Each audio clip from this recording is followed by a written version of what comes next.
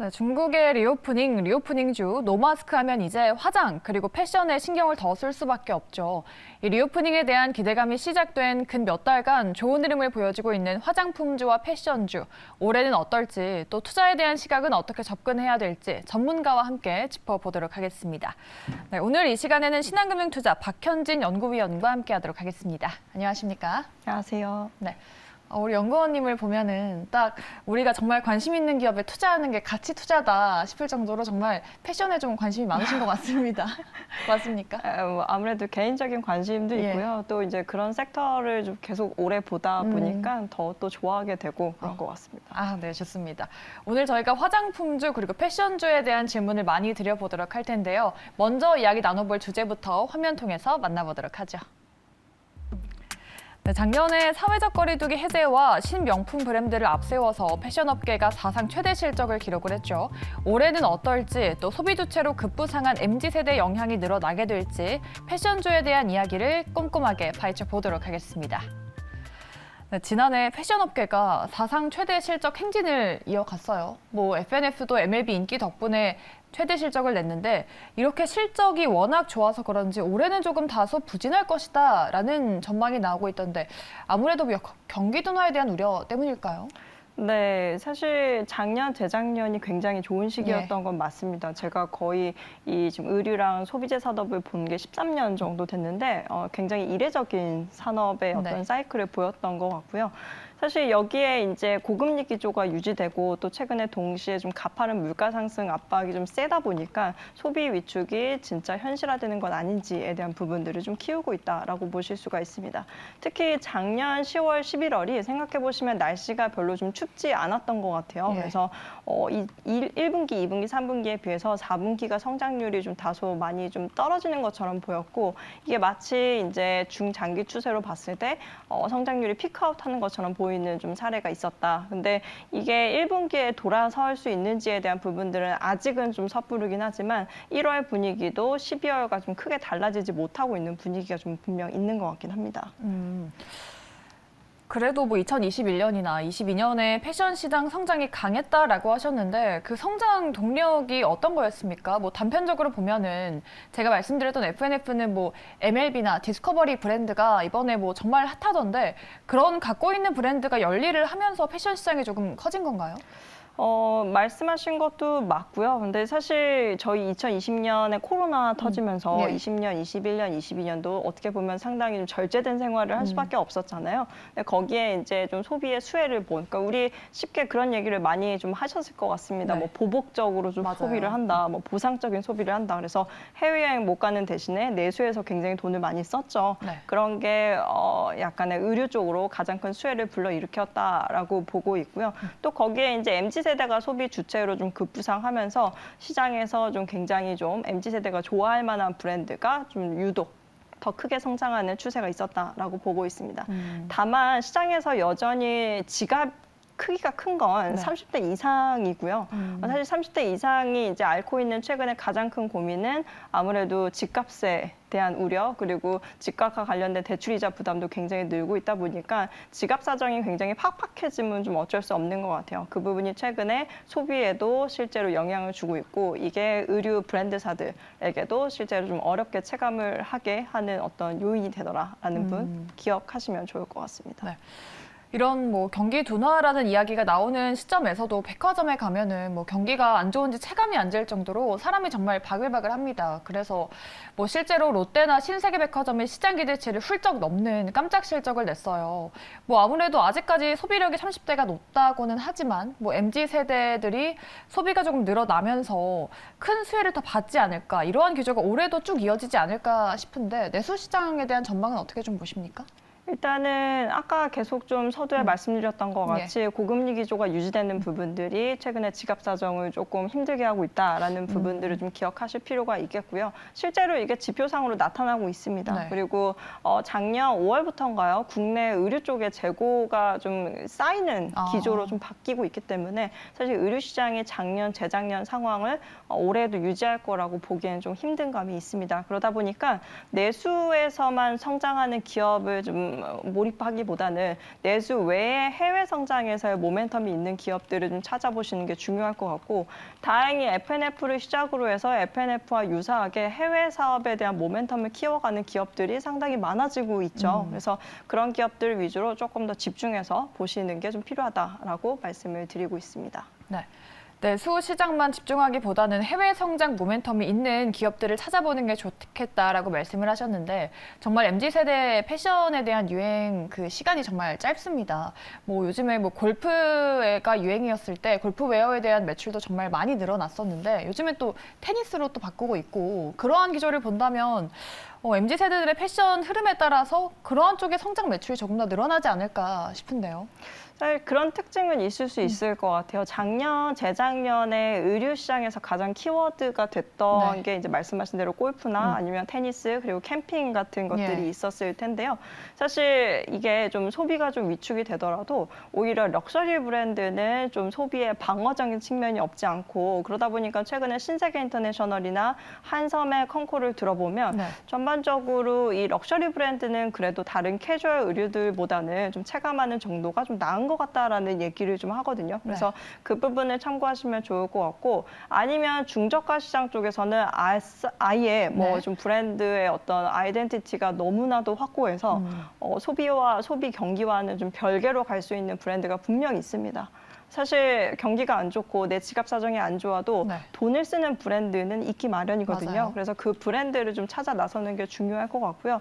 사실 예전보다 의류 내수 기업들의 체질이 과거보다 많이 개선이 되고 있는 것 같기는 해요. 옷도 굉장히 세련되어지고, 사실은 이 옷이 굉장히 잘 만들다 보니까 아시아에서도 굉장히 먹히고, 이게 결국은 FNF 같은 또 신성장 동력을 만들어내는 부분들 좀 연달아 봤을 때 확실히 예전과는 좀 질적인 성장을 좀 하고 있는 부분들에 주목을 하시면 좋을 것 같습니다. 그래서 개인적으로는 저는 사실 의류주에 대한 밸류에이션이 굉장히 좀 보수적이라고 보고 있고, 네. 이 부분들이 장기적으로는 조금 밸류에이션의 어떤 여력을, 업사이드 여력을 두지 않겠나라고 보고 있는 부분들도 있고요.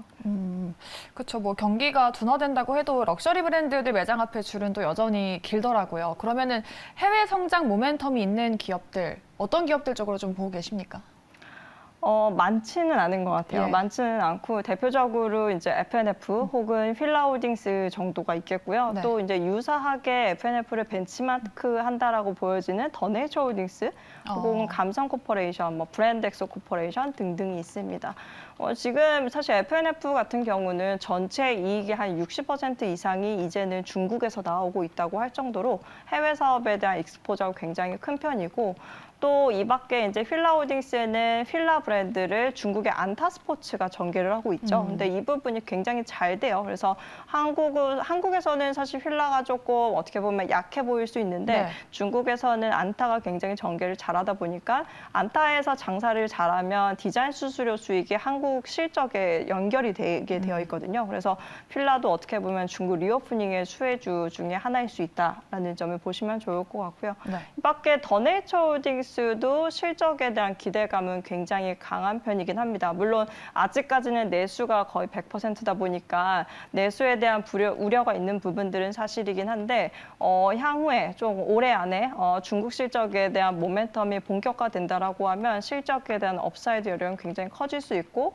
또한 이제 내수주에 국한됐던 밸류에이션이 조금 더 위로 좀 뻗을 수 있다라는 부분들을 보시면은 참 매력적이라고 생각이 드시지 않을까 보고 있습니다. 네.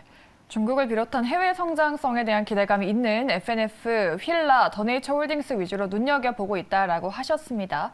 뭐 실적에 대한 기대감도 있고 앞으로 밸류에이션 업사이드에 대한 부분이 나타나지 않을까라고 코멘트도 주셨습니다. 이렇게 패션주에 대한 전반적인 전략을 짜봤고요. 다음으로는 화장품주에 대한 이야기 나눠보도록 하겠습니다. 네, 화장품주가 최근에 주가 상승을 이어나가고 있죠. 여전히 더 상승할 수 있을지에 대해서 여쭤보도록 하겠고요. 또 대형주들, 그리고 K뷰티에 대한 이야기도 전체적으로 나눠보도록 하겠습니다. 오늘 나온 소식이죠. 결국 우리나라에서 중국인 비자 발급 제한한 거를 내일부터 풀기로 했습니다.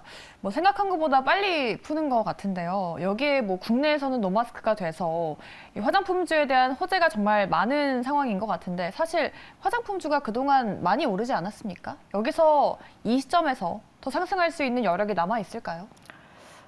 많이 올랐죠. 작년 11월 이후로 중국에 대한 리오프닝 기대감이 급격히 커지면서 네. 아모레퍼시픽도 그렇고 애경산업이나 LG생건 모두 굉장히 많이 올랐습니다. 사실 중국에 대한 리오프닝 기대감이 어느 정도 주가에 반영되어 있다라고 여기신다면 앞으로 정말 실적에 대한 어떤 기대치를 더 높일 수 있는 기업이 누군지를 좀 찾아보셔야 될 텐데요. 네. 다행히 한국의 화장품 기업들이 지난 한 3, 4년 쉬는 기간 동안 아무것도 안 한 건 아니거든요. 대체적으로 구조조정도 굉장히 많이 했고 또 주요 브랜드에 대한 리뉴얼, 리빌딩 과정을 거치고 있습니다. 그래서 저는 좀 그렇게 말씀을 드리고 싶어요. 한국의 화장품 회사들도 중국의 리오프닝과 관련해서 낙수 효과를 볼 수 있고 더불어서 좀 기대를 해봐야 되는 부분들은 구조조정 효과가 실제로 매출과 이익에 좀 기여를 하는지에 대한 부분들도 고려하실 필요가 높다라고 보고 있습니다. 대표적으로 아모레퍼시픽 같은 기업들이 이제 구조조정에 대한 효과가 최근에 4분기부터 네. 당장의 실적으로 연결되고 있다라고 보고 있고요. 그래서 전반적으로 화장품은 작년보다 영업 환경 자체가 나아지고 있는 구간이다 보니까 그 부분에 대한 어떤 기대감은 상당히 높은 편이라고 좀 보여집니다. 네. 저희가 앞서서 패션 업계는 실적이 전반적으로 좋았다라고 이야기를 해봤는데 화장품주는 실적 반응이 사뭇 달랐습니다. 아모레퍼시픽은 예상대로 어닝 서프라이즈를 냈고 LG생활건강은 18년 만에 역성장이다라는 키워드가 나올 정도로 예상보다 더 간 어닝 쇼크였어요. 이렇게 분위기가 좀 사뭇 달랐던 이유가 뭘까요? 4분기 실적이 완전히 좀 달랐던 것 네. 같아요. 그러니까 LG생활건강은 4분기 실적이 시장 기대치를 좀 하회했고 네. 아모레퍼시픽은 4분기 실적보다 좀 잘 나왔습니다. 이유는 이제 면세에 대한 톤이 상당히 갈린 건데요. 면세가 이제 2분기가 가장 상황이 안 좋았으니까 중국의 락다운 영향 때문에 2분기보다는 3분기가 회복이 되고 또 시장에서는 3분기보다 4분기, 4분기보다 1분기가 회복이 될 거라고 봤었는데 네. 실제로 LG생활건강은 3분기보다 4분기의 절대익 자체가 떨어졌어요.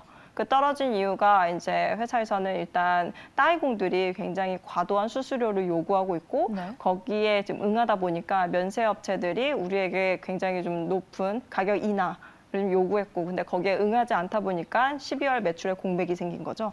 근데 문제는 이제 앞으로일 텐데 1월에도 그와 관련된 영향을 유사하게 받고 있는 걸로 좀 보여져요. 그래서 시장에서는 올해 LG생활건강의 면세 실적 기대치를 낮추는데 주력을 하고 있고 네. 반면에 아모레퍼시픽 같은 경우는 시장의 기대대로 2분기, 3분기, 4분기 그리고 1분기 계단식으로 면세가 좀 회복이 되고 있긴 합니다.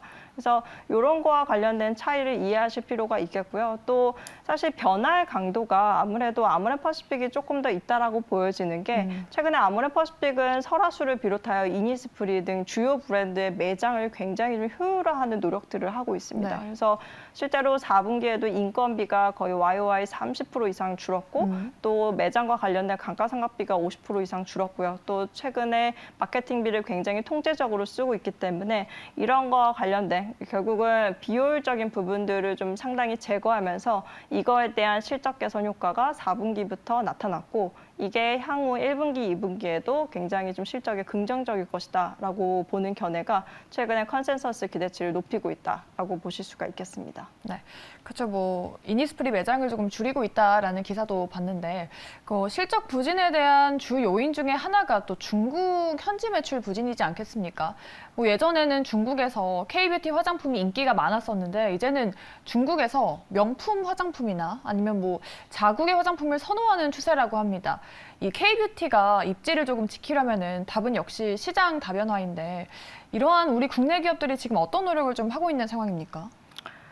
뭐 여러 가지로 이제 좀 군사를 빼는 작업을 좀 예. 하고 있다라고 표현을 하는데요. 이제 아까 말씀드렸던 좀 적자가 나는 매장을 좀 줄인다든지 네. 아니면 신성장 동력이 될 수 있을 만한 좀 브랜드, 해외에서 좀 인지도가 높은 브랜드를 M&A를 한다든지에 대한 사례들이 좀 있습니다.